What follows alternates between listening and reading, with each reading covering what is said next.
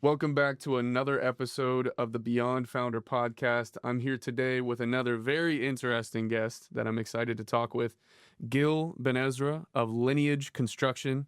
And you do some not only interesting work, but some very beautiful work.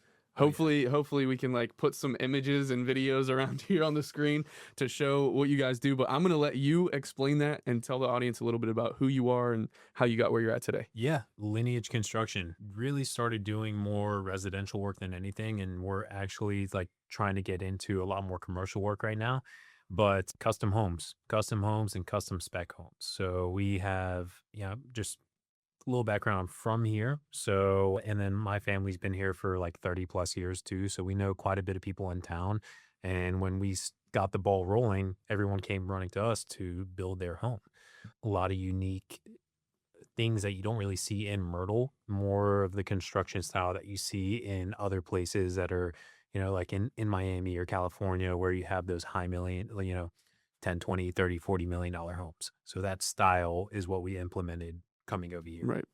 Do you have a favorite build in mind Yeah. that you've done? And Yeah. what was your favorite thing about it? I know it's probably hard to talk about without pictures. Maybe we can put some up. Yeah. There's plenty of footage on our Lineage page and also on my page as well. But Cole Ross, that's it was a street that project's on. We just refer to it as Cole Ross.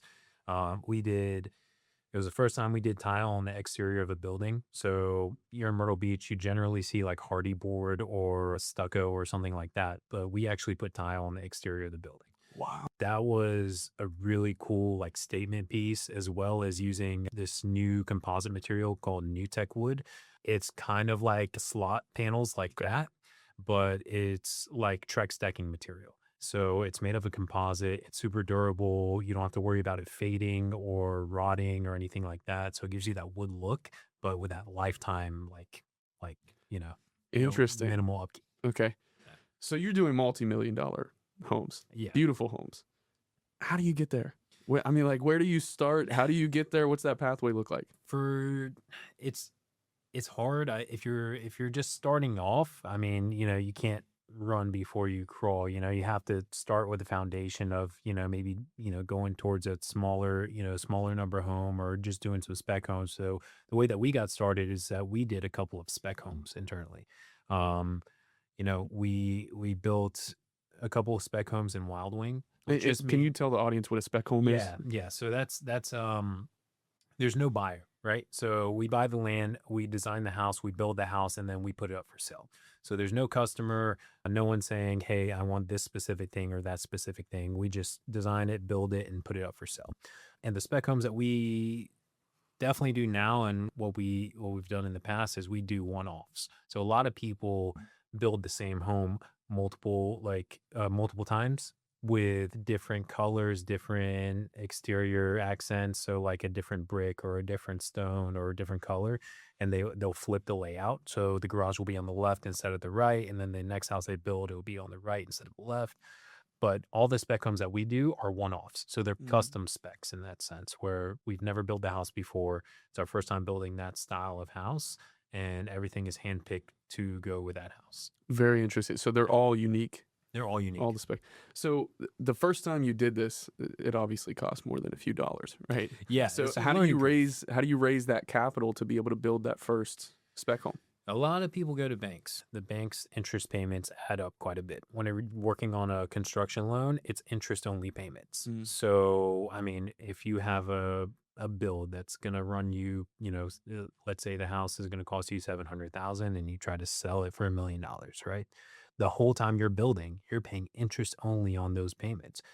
At the end, all said and done, by the time it sells, you could be, $30,000, $20,000 in interest payments alone. And that eats into your profit at that point. Right. So bank has its pros and cons, but if you can self-fund it, I mean, it's a risk, it's more risk allocated with it, but that's kind of what we've done a majority of the time is keep it in-house, So was there a moment through this journey for you that you felt like you had this big breakthrough moment that was like, we can really make this work? This can truly be something that's successful.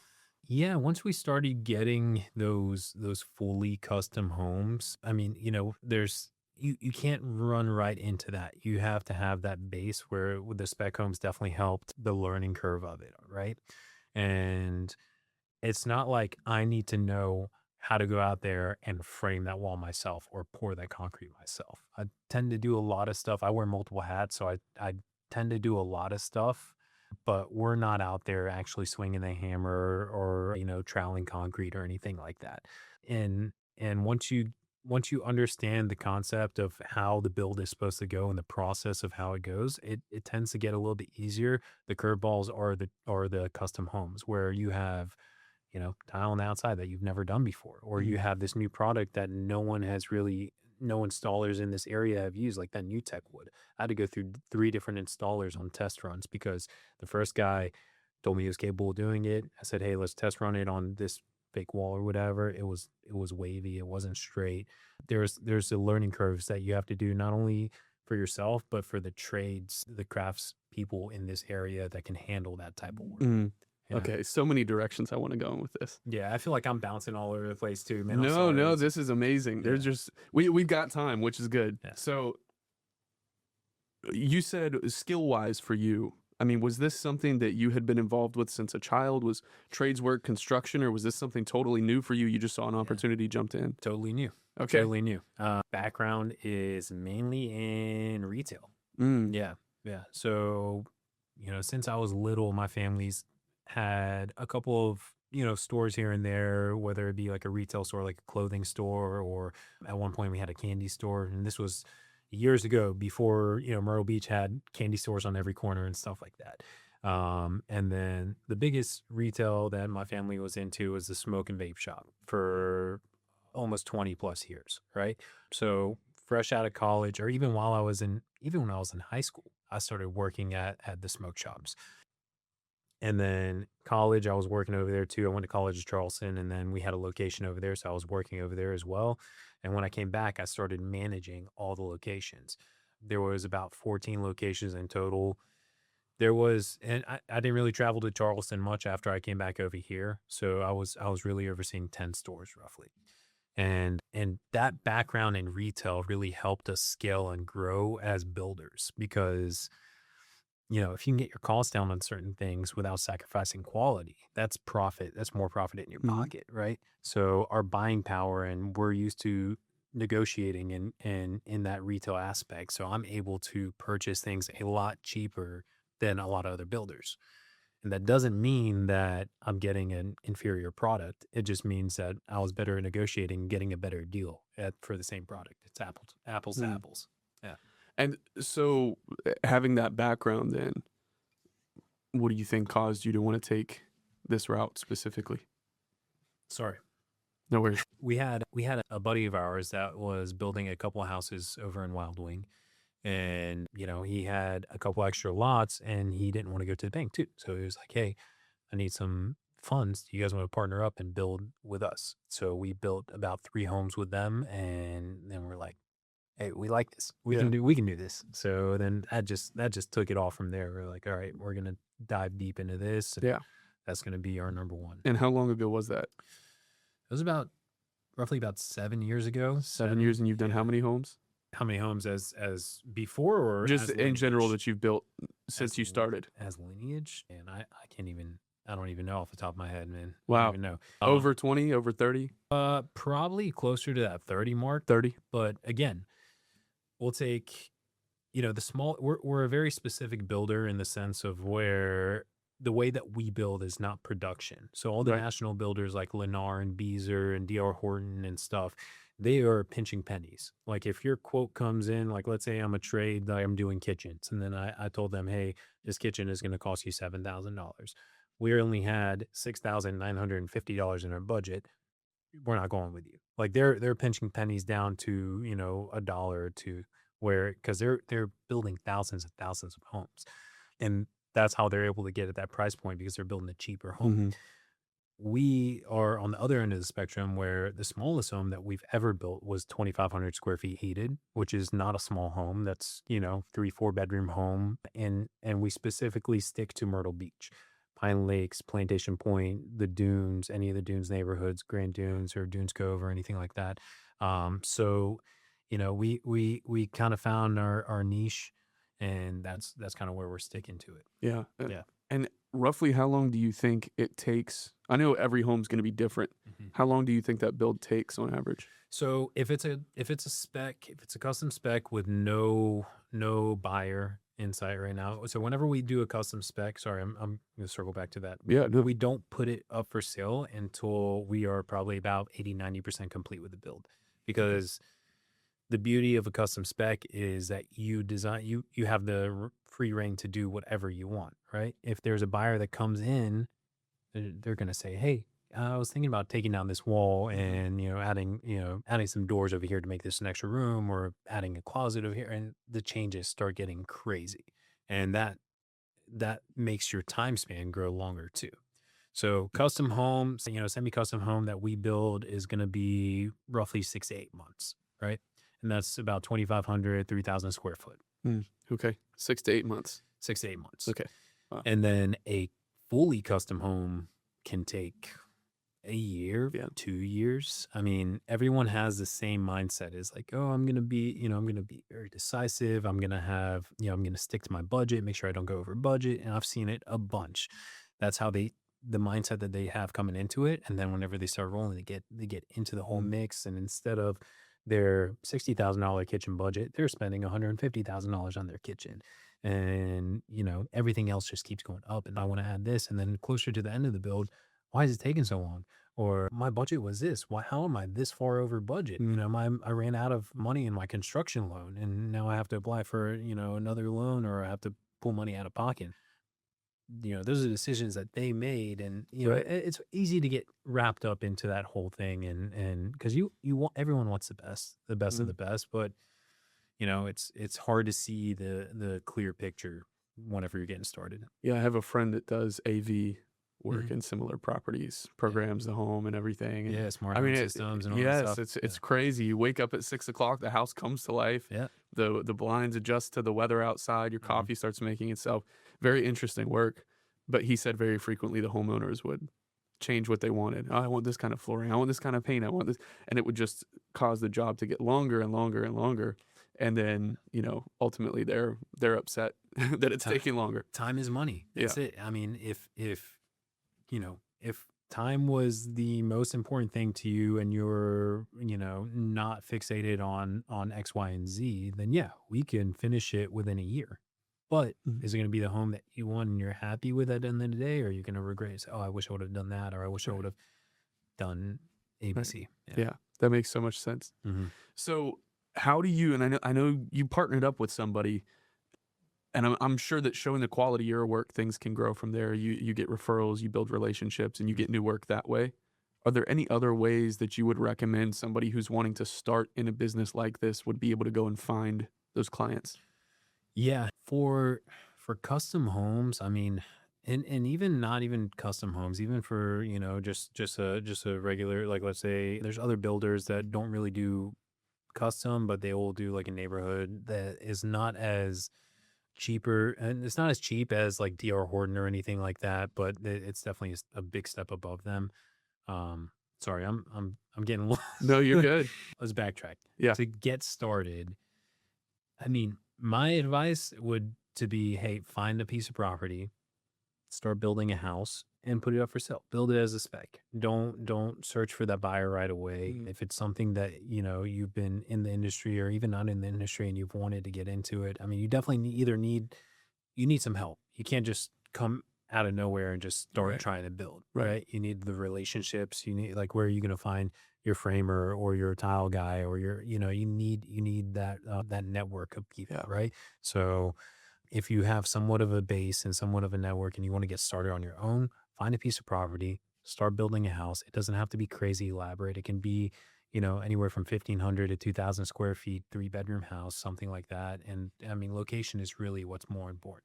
Right. And is all you need in addition to those relationships really your contracts and permits, or are you able to do that all through the people that you subcontract to do the work? Yeah. So you definitely need a contractor's license, right? And I've seen it a bunch. Like we didn't have a GC as a general contractor's license. We didn't have a GC whenever we initially got started. So we partnered up and used someone else's. You're allowed to use someone else's, Right. but they'll just charge you a fee, right? So, I mean, that's most important. That's number one. And then, you definitely have to have your insurance in place. You need general liability and workers' comp just in case, anyone, God forbid, gets hurt on site or you get hurt on site or something like that. And there's so many. The internet is nowadays. I mean, Right. you can just do a quick Google search, or you can even ask ChatGPT, "Hey, I'm starting a construction company. I need you to, create a generic contract for subcontractors. I need you to create a contract for customers and, give it all the details." I mean, Yeah. we've done all this in-house and we've had our attorneys revise all of our stuff. So we have our contracts in place, but you look at our contract and you look at the contract from another builder, eh, you know, generally it'll probably say about the same things, but it's, wording differently. Mm. So Something I've noticed as many of these conversations I have with business owners, doesn't matter what industry they're in, at some point of the process, you have to take a risk. mhm. And it sounds like for this business model, that's exactly what the spec home is. You're taking a risk and betting on yourself, Mhm. putting a lot of work, time, effort, relationships into building this beautiful property. I mean, investing that 6 to 12 months to build it, and then you've got to go find a buyer. Yep. You've got to actually find a buyer, and then after that, hope that you've done good enough work to allow those relationships to continue to grow and get more work. Yeah. So I think that taking risk is always an imperative piece of business for anybody that It's wants to get necessary. involved. Yeah. Yeah. Yeah. And would you say, I mean, how did that process feel for you going through that period of time? Were you just a total peace about it because of who you were working with, or were you wondering in your head, well, what if this doesn't work out? What if this goes wrong or that goes wrong? No, I mean, listen, the market over here is strong. It's different than a lot of other places, right? Myrtle Beach has been popping for the past 5, 7 years, and people have been moving here from up north from a lot of other places. And this is a hub that a lot of people are starting to move to, right? Or have been moving to for years. It really, the location that we built in Wild Wing Plantation, when that was, it's right off of 501. And that was, 7 years ago, roughly. There was houses coming up and selling over there. You just have to do your research. So I have my real estate license, so I'm able to look on the MLS and I'm able to see comps. I'm able to see that this house, and even if you don't have your real estate license and you don't have access to MLS, you can use Zillow, Redfin, Realtor, all those things. You can Right. see what sold for what price, square footage. You can look at pictures of the house. You can see when it's sold, and you can find your comps that way, right? 9 times out of 10, a new construction home is going to sell a lot faster than a resale. It was weird after COVID. There was like this line that was drawn in the sand, right? That it never used to be like this. A resale home is considered a used home, like you're buying a used car, versus a new construction home has a lot greater value. And that it never used to be like that. You used to just, hey, I'm buying a home. And no one ever thought twice about, oh, it's, yeah, it might need some work, but it's not a used home. Mm. And I feel like that, especially in this area, since there's so much land and so much new construction, people are really looking for new construction homes. Doesn't matter if it's cheaper, more expensive, or like, you know what I mean? Like if the quality is 100% there or not, you take those national builders. So you look at, Pine Lakes, the preserves at Pine Lakes over there. Those houses sold so quick. They stopped allowing changes to happen. They just started Mm. building whatever they wanted, and they still sold right away. Wow. Yeah. Interesting. So I'm excited to ask this question. Because I have a background in the trades myself, growing up in electrical work, construction primarily. I did that since the time I could start walking. I Oh, was yeah. out on jobs from like 6 years old. So, what was your favorite and least favorite part of the process? Or I guess is your favorite and least favorite part of the process building these homes? Man, listen, the groundwork, just about anyone, not anyone can do. So the groundwork, meaning, site prep, foundation, framing, getting that whole shell up, right? Um, our subs that we've been working with for a couple of years already too. I definitely have to manage it and check everything to make sure it's good. But that whole shell portion to me is not as exciting as the Mm. finishing work, right? I love the tile work in the bathrooms, and I love the custom cabinets and all the rest of those finish work details like that. Mm. Um, and I get excited whenever we do these like super custom homes because it's things that necessarily maybe not be able to do in your house because you won't have the budget for it, for example, like, but like the smart home system, let's put that into perspective. One of the custom homes that we built, they spent like $300,000 on their AV, everything automated. They used this Josh AI Mm. was the platform that they used. The lights, the can lights that they had were Lutron, and they adjusted to the actual light that's outside of the house. So it's supposed to simulate actual daylight. So if it's really sunny outside, it's gonna simulate that same sunny. If it's overcast, it's gonna give it more of those tones where it's like overcast tones. We've been doing a lot of like unique stuff like that. So, and you can say, hey, Josh, open up the blinds, or you can program a whole sequence where, you can say good morning, and then it opens the blinds, turn on a couple lights, and, turn on the TV, whatever. So, That's so neat. I like that whole aspect of it. And definitely the finish work is some of my favorite stuff. Okay. And you said the least favorite part is probably the shell, the It, groundwork. it's not the least favorite part. I love all of it. I love what I do, but I mean, it's definitely not as exciting as the rest Yeah. of the stuff. Yeah, that makes sense. But that's always where you got to start, right? With Yeah. everything in life, you got to Yeah. start there to get to the exciting part. So, when you were talking about working with these contractors, subcontractors, Mhm. and how you have to take them through a test run sometimes, Mhm. I'm sure that can be maybe even a frustrating part of the process sometimes. Yeah.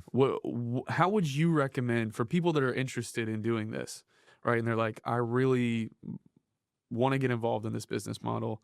They see a pathway to it. What advice would you give them for that particular stage of finding the right subcontractors to work with? It's if you have a base, if you have, let's say you already know a framer, right? Or you know of a framer, and you get in touch with him, and then you can. I talk to a lot of my trades, a lot of my subcontractors, and if I'm ever like looking for someone else, I'll go to my guys that I trust the most, and I'll say, hey, send me a couple of concrete guys now, or who do you think is the, in your opinion, who do you like to use for concrete, or, you know, so I would go that route. But if you have I don't know where to start if there's no base at all, man, to be honest with you. I mean, you know, you can go to different job sites. No, don't put that in there. I was gonna say poach people, but no, don't put that in there. But at the end of the day, they're subcontractors, so they don't only work for specific people. I mean, Right. there's only a handful. Building houses never used to be around here. I think mainly like up north and in other areas. There's a handful of true home builders where, and you can see them on Facebook and Instagram and stuff like that, like the Perkin brothers, or there's a couple other guys I can't really think that comes to mind. I don't remember the name, but they truly build the house A to Z themselves. Mhm. Pour the concrete, they frame the house, they do the drywall, they do the paint, they do literally everything from A to Z. And you don't really see that over here. Yeah. Yeah. Is that something that you're wanting to work toward, or do you prefer the model that? I like subbing everything out. I like subbing everything out because I mean, listen, if what's the saying? You can do it. Now you can do everything. Like, fuck them. But I We'll would just rather put like a really weird, inappropriate saying in right there, and we'll just use AI to make it look like you what said. the trade who does that one thing the most, like let's say framing. I don't want my framer to pour concrete because he's been framing for 30 years and he knows how to frame his houses. You know what I mean? So like I would rather find those specific trades that only focus on those specific things to knock it out, because this guy's gonna pour concrete better than I can pour concrete because he has 30-40 years of experience under his belt. It doesn't matter if I just start going pouring concrete every day for 5-10 years. It's more than likely he's going to be able to do it better than me. That makes sense. Yeah, that makes a lot of sense. I feel like with the other model, you'd probably have to branch out of the area too for those people to get enough reps with enough jobs. And then, you're probably traveling so much more. It's probably just lower quality of life in general for the that, team. and a lot of the liability. I mean, as the liability is on you no matter what as a GC if you're subbing out the work, but if you're doing the work yourself too, Double liability. Yeah, it's a lot. I mean, you're talking about framing details. There's engineered plans, and with the concrete as well. I mean, you have to follow specific things. It has to get inspected. It's not easy, man. It's not easy. So there's obviously only so much geography in a given area, right? And I know that there are certain places in Myrtle Beach, just like there are anywhere else, where these luxury homes would prefer to be built both by the builders, the buyers, sellers, etc. Mm-hmm. So let's say theoretically you ran out of that space, right? What would Lineage's plan be to continue growing from there? Would you just branch out to other areas, or is there more stuff to do? Can you keep going back and improving, or Yeah. maintenance? So we're basically, we're almost at that point, right? Okay. Right. Because we're so heavily focused in the Myrtle Beach area, and there's really no new land that's coming up right now. That's what we're talking about, land and building new construction homes, right? Right. We already tore one house down in Plantation Point, and it's for a customer, and their plans are getting finalized, and we're going to build them a custom home, right? And then we also purchased a property in Plantation Point that we're going to tear down the house once we're done finalizing our plans, and we're building the spec house over there in Plantation Point. So when you run out of space and you have to be in this highly sought after area to get that price point that you desire, that the everyone is wanting to be in this specific area, then you're going to have to start thinking of things like that. Gotcha. Buying a beat up house, tearing it down, and then building a new house where that one stood. So make more space. Make more Whether space. it's moving somewhere else or tearing something down. Mm-hmm. Interesting. Yep. Okay. I mean, I don't see us really moving too much further out. I mean, we don't have many employees. Me, my brother, and my two uncles were all partners. And then as far as, foremans, we 3 of them. That's it. And then we got a couple office people and stuff like that. But I mean, as far as like who's supervising the jobs and who's on site and stuff, it's really not much compared to like some of these bigger companies. Yeah. So for us to scale and move past Myrtle is going to require, hiring more people. And then potentially, I mean, I wouldn't want to scale into Charleston unless one of the partners actually moves there to oversee everything. Because, the idea of someone being there representing you, and if you just took him on with, even let's say he's been with you for a year, like it's you have to be there to expand. It's kind of like my mindset. This is, I feel like there's so much information online today for people about go start this business with $0 and start this business on your computer, and you can do all of that, right? But I feel like in a way sometimes that can be harder than really truly committing yourself to something that can serve your community, a true craft, a true trade, such as what we're talking about here, because I think there's a trade-off, right? I think you're putting in a similar amount of work. It's just in different things. I think when you go start your own business from your laptop, most of that work is, sure, you can do it from your computer, from your phone, but all day, every day, you better be sending messages out to people, making phone calls. You're a salesperson for yourself, essentially, until you get to a certain point. Mm-hmm. And I would say, in my experience, from what I've seen from people, 98, 99% of people never break through that. And I feel like in the same way, 98, 99% of people avoid business models like this because they think, oh, I can't get the capital to start. I don't have the relationships. I don't have the experience. I don't have the skill set, etc. But it sounds like if someone is willing to put the work in to learn a skill set, build the right relationships, take the risk on, finding a way to fund, whether that's through those relationships, the OPM method, other people's money, a bank loan, whatever the case is. If they put the work in, it sounds like they could build a business similar to this in another state, do something similar in Arizona or Montana, wherever people are listening from. Yeah. Would you say that's accurate, or am I totally off the mark? Man, I think we are very, very fortunate to head down this path and as smoothly as we did, right? Because and I've said this for the people that we've hired too. Like, you really don't need, if you're going to be, a supervisor or foreman or whatever. Yes, it helps if you have some sort of background in construction, but at the end of the day, we're mainly just scheduling, right? So that's mainly coordination and scheduling. So I have to make sure that I have my own timeline, right?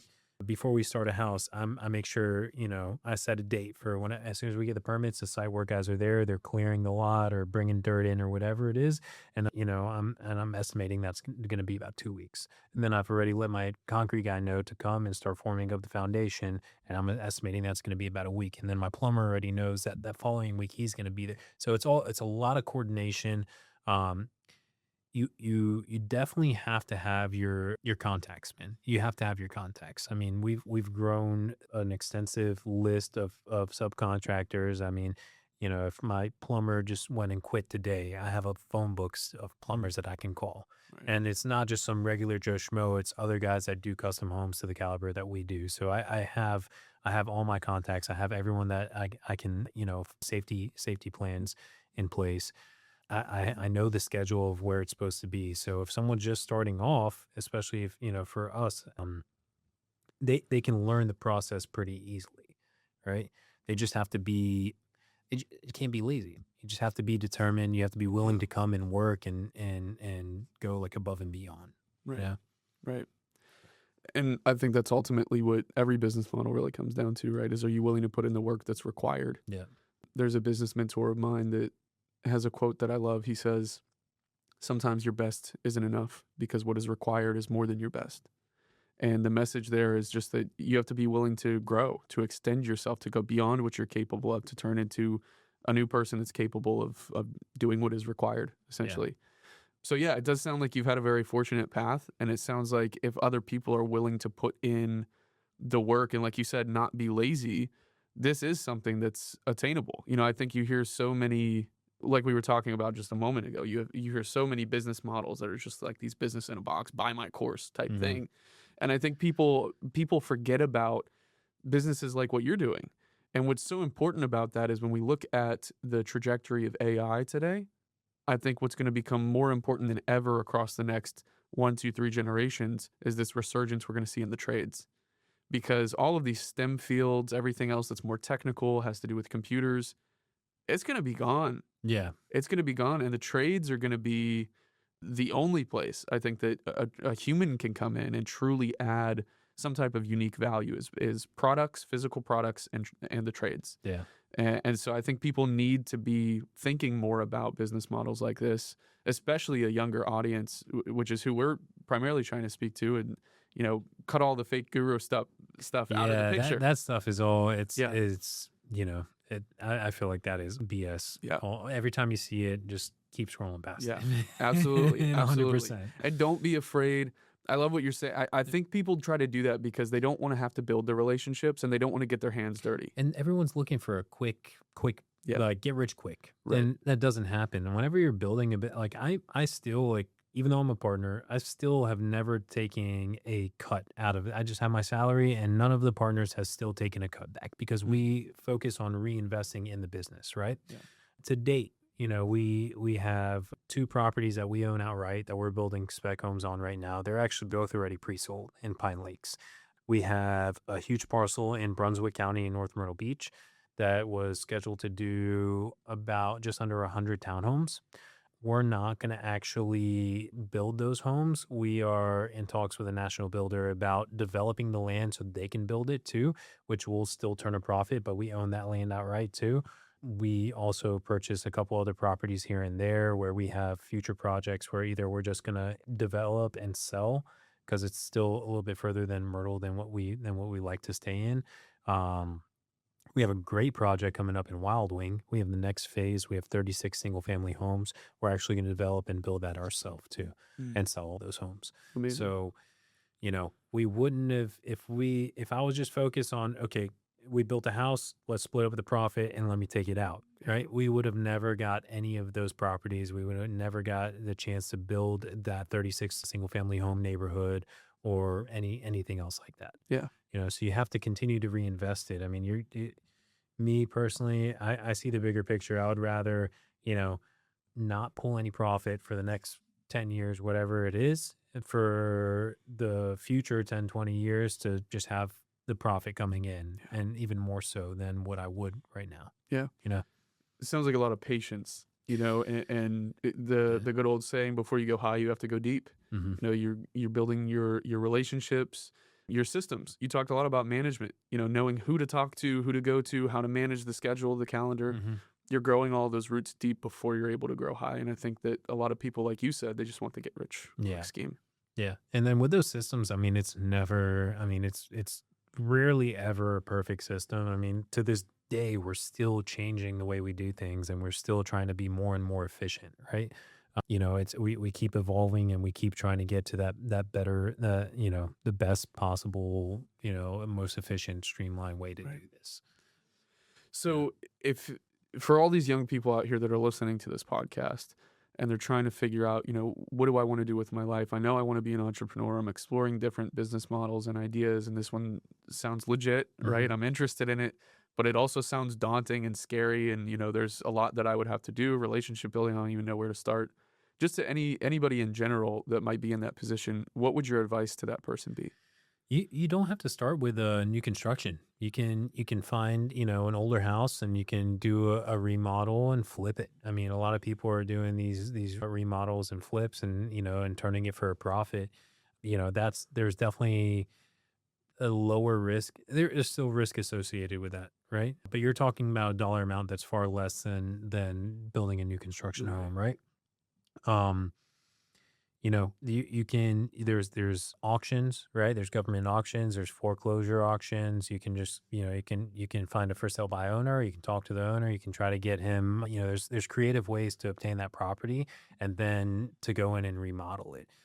The things you have to look out for is you never know what's behind the walls or underneath the floor, right? You could see something that looks like a gem, could be too good to be true, and then whenever you open the walls, you see that there is, rotted wood everywhere, or Mm. you tear up the flooring to redo the flooring, and then your subflooring is all shot, and you have to. It's an additional cost at that point too. You gotta be careful. You definitely do your inspections and definitely do all your due diligence to get to that point. But as far as finding the trades to help, don't be shy. If you're in Lowe's or Home Depot or something like that, you see some guy with a company shirt and he's buying flooring or whatever it is, and you go talk to him. Hey, I'm doing a remodel. You want to come look at this flooring for me? And the more you talk to more people like that, and then you ask that guy, hey, or he'll even say, hey, I have a drywaller. You need someone to do drywall. So you'll start to gain all those contacts and all those trades that you need. You can't be shy. You just gotta, Yeah. be outgoing, talking to Yeah. people, and just be as truthful and as forward as possible. Right. And I definitely I don't like the idea of just promising people the world and not delivering. I don't Mm. like the idea of just flat out lying or saying oh yes we can do that, or I like to be as straight up as possible. Yeah. Yeah. Yeah. And that's a huge issue in the business world in general. Two guests ago, we were talking about how people can really shoot themselves in the foot when it comes to success in business by trying to make themselves appear more successful than they are. Oh yeah. Because he was talking about a mentor of his that gave him an opportunity because, he saw himself in him. He saw the younger version of himself. If he was out there trying to pretend, oh, I'm so successful, I've already made it, come work with us because we think out of insecurity, that's what people need to see. He never would have gotten that opportunity. Hmm. The other guy would have been just like, I'm going to give it to someone else that needs it, that deserves it. Yeah. And so humility, honesty, I love those values. I also like practically that you talked about how to find those properties. Hmm. And for the audience, and maybe you're aware of some other creative funding methods, but I know that you can even acquire like a 301k loan that will pay for 80-90% of the property if you are rehabbing the property. Yeah. And then you'll just have to cover that remaining portion. So I don't personally like know the ins and outs of all that. That's another thing of like those Instagram gurus that do give those methods and stuff like that. Um, Go, first of all, definitely make a relationship with a local bank. It doesn't matter which one. I mean, I have my personal favorites in the area, but a national brand bank like Bank of America and Wells Fargo and all that stuff, they will never help you. You need to build a relationship with a local bank. Mm. We've had the best luck with that. Whenever I was building my house, I dealt with South Atlantic over here. I built my personal house about 3 years ago, and it was as simple as like, hey, I need another draw for $50,000. And it doesn't always go as smooth as that. Like, generally when you do construction loan, they see the cost of things like your floorings, 20,000 and your cabinets are 20,000 or whatever. And they'll only give you that much money. But if you have a good relationship with the bank, it's a lot easier to work with and it's a lot easier to get funding. But bouncing back to that, the different types of loans and things that you can get. Yeah, I personally don't have any experience with that. So I don't know what direction to say yes or no. And I know it is possible, but definitely do your due diligence and like, ask your banker or ask if you have someone that does your taxes or anything like that. Try to find someone to talk to about that. or even Chat GPT. Just relationships in general, relationships and research. Yeah. And we should clip that and make it the highlight to build a relationship with a local bank and not a big bank. I feel like that's so important. It is, man. It truly is. Like if I need anything right now, if I need to get a loan or anything like that, I have 2 local banks that I can go to that, without a question, they'll help me out no matter what it is. And I can find a way to make it work. Yeah. I'm from the Pennsylvania area and I still work with a local bank up there because, just building that relationship with them, it makes so much sense. You don't have to have one bank. Yeah. But if you're building those relationships with local banks. I still have my account at Wells Fargo. So I went to college at Charleston and that was, there was a bank over there too. So it was easy for me to go to Wells Fargo and do that. So, I mean, I still have my account over there, but I mean, I majority use the local banks. Yeah. All right. Well, first of all, is there anything we didn't talk about that you wanted to talk about? Well, oh yeah, no, I kind of, we talked, I didn't really give my full background at college at Charleston. So I actually have a degree in biology. Okay. I don't do anything with. Okay, let's lead into that then. So I'll just say, tell me before we end, tell me a little bit about your personal background because we've talked about the business's background and your trajectory there, but you personally, tell me more your story. So I've been working ever since I was about 13 years old, right? Families had businesses, a couple different ones throughout the years. And whenever I was 13, 14, and 15, I was working with the family. And then I started getting my own jobs, mainly at restaurants. I worked at East of Chicago as a pizza buffet whenever I was like 15, I want to say, or almost 16. And I was at T-Bones, waiting, busing, doing everything I can. And that really... that really helped me gain even more of a work ethic. Even though I started working young, working for someone that wasn't my family actually helped me get to where I'm at right now too. And then College of Charleston, I actually graduated 1 semester early from high school. I went to Coastal for second semester of my senior year of high school. So I graduated early and went to Coastal. And then the following year I went to College of Charleston. Okay. Yeah. Degree in biology. Funny enough, I started a course, architecture. Sorry, I can't. Biology and architecture. Yeah. That's so interesting. I took an architect class and I actually, this was before I knew what I was going to do. Right. Okay. So this was years ago and I dropped the class within the 2 weeks. So it's within 2 weeks you can drop a class and it won't be on your record or whatever it is. So I dropped it because to me, and the whole background of it was pretty boring. It wasn't I didn't like it that much. It was pretty boring in my eyes. Looking back, I'm like, man, I should have actually stuck with it. I should have got my degree. I should have got my architecture degree or whatever. But so would you recommend young people go to college today or is it less necessary? Because a lot of people that come on are like, unless you just want to do it, don't. Yeah. So, I mean, my view on it is if you know what you want to do, if you want to be a doctor or a lawyer or something that requires additional schooling after college, then 100% go to college, right? You have to do it. That's the path you have to take. I was lucky enough. I went in state. I had scholarships. So I went to College of Charleston. I graduated in 2016. I came out of there with no student debt because I had scholarships and I did everything the right way and I had very good guidance, but it was more of an experience for me. And that's what I like to tell people too. I mean, it was a great experience. I wouldn't trade it for anything else. I made a lot of connections. A lot of my friends, I still keep in touch with them to this day. But more than anything, it's where you build connections. It's where it's more of an experience than anything. Yeah. That's what it is. Have they all gone on to do things with their degree, or is it similar to you where they've just branched out and done different things? Yeah, so some of them do different things. So a lot of the people, some people were from up north. They continued to work with their family, like their father. There's one of my friends. His dad was a movie producer, produced like Wolverine, Anchorman, stuff like that. So he just moved. He just went on to work with him. Interesting. Another guy, he's managing comedians and stuff like that in out west, I want to say. And then one of my good buddies, he's a dentist, and the other one, he's doing software. He's doing a lot of stuff with AI, Okay. actually. A lot of stuff with AI. So He's everyone really working for, branched out. yeah, they're all working. They're all doing different things. And again, I don't think any of them ended up doing whatever their degree was in. Yeah. Again, I mean, Interesting. unless except for Josh, he's a dentist now. So Right. I mean, he continued on to dental school and got his degree, and he was actually, I think he's partners in a practice now. Okay. So Great. Shout out Josh the dentist. Josh, um, anything else that you wanted to cover before we end? We'll edit these pieces out. yeah, I don't know, man. No? You got any Okay. questions for me, man? Yeah. All right. Yeah. So we have a set of rapid fire questions we like to do All right. at the end of every episode. So number one is, are you a morning person or a night owl? Since I had kids, morning person. Morning person. Man. Whoa, since you had kids, morning person. That Yes. sounds totally backwards from what we'd usually hear. Really? Yeah, because you have a kid and you got to stay up all night.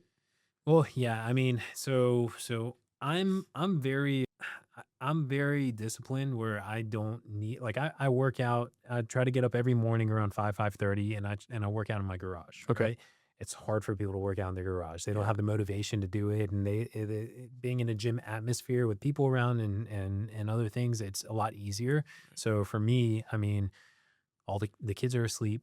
My wife's asleep. Gotcha. I got that's Okay. my time to, go for a run or go in the garage and work out and stuff. That's my peace and quiet. And I makes still sense. stay up. I mean, after the kids go down, that's the time for me and my wife to hang out but I'm going to sleep at like 11, 12, and I'm waking up at 5. So we get some Morning good 5 man. hours. Yeah. All right. What is your favorite tool or piece of equipment that you use related to your job? A truck. Your truck. Your truck. What kind of truck? Well, I'm in the process of getting a new truck. I got Okay. T-bone in December. Oh, and no. I'm still dealing with insurance.